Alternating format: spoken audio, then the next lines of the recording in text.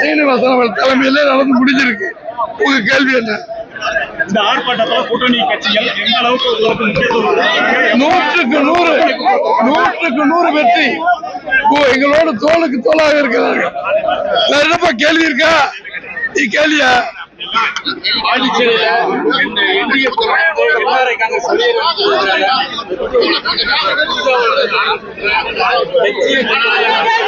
பாண்டிச்சேரியில பாண்டிச்சேரி அரசியல் விவகாரங்களை பற்றி தமிழ்நாட்டின் பொதுச் செயலாளரா நான் பேச முடியாது. அது முழுக்க பாண்டிச்சேரி மாநிலம் சம்பந்தப்பட்ட ஒரு விஷயம். அங்கதான் கேட்கணும்.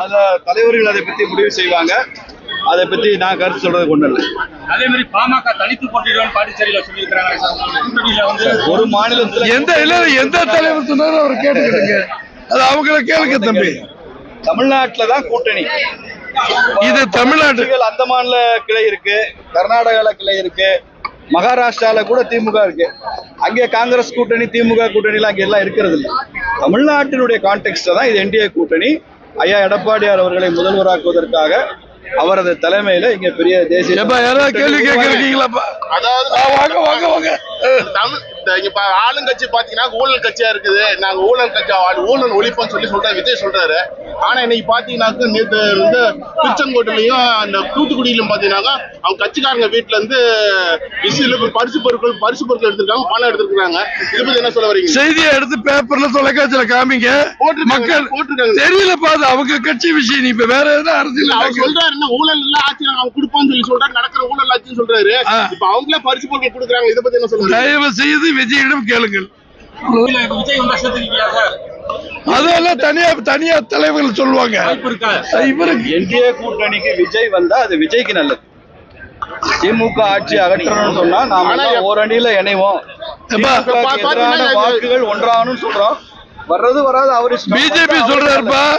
அவர் சொல்றத போட்டுக்க. நான் சொன்னது வேட்பாளர் அனௌன்ஸ் பண்ணிருக்காரு. சென்னையிலக்குள்ள அவங்க ஆளுங்க போட்டி போடுற லிஸ்ட் அனௌன்ஸ் பண்ணிருக்காரு. யாரு விஜய் வந்து அனௌன்ஸ் பண்ணிருக்காரு. நம்ம மேடையில இருக்கும் போதா? நாங்க என்ன கிறுக்கி மாதிரி நாங்க என்ன பண்ண தெரியாம எப்படி பேசுறது? அப்புறம் பேசிக்கலாம். பேரறிஞர் அண்ணா, எம்ஜிஆர், ஜெயலலிதா அவங்களும் வந்து மக்களால் தேர்ந்தெடுக்கப்பட்ட முதல்வர்னு சொல்லியிருக்காரு.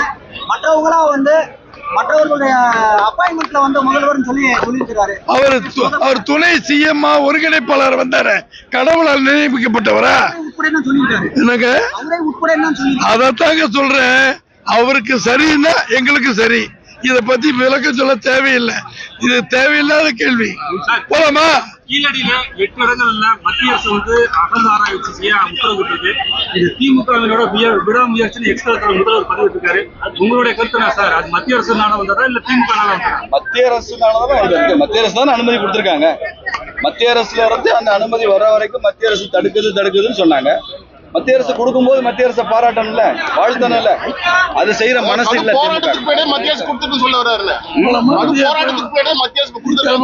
அது அவரது கருத்து. நாங்க கீழடி விஷயத்துல அது வந்து இந்தியாவிலேயே முதன்மை நாகரிகம் தமிழர் நாகரிகம் என்பதுல நாங்கள் பெருமை அடைகிறோம்.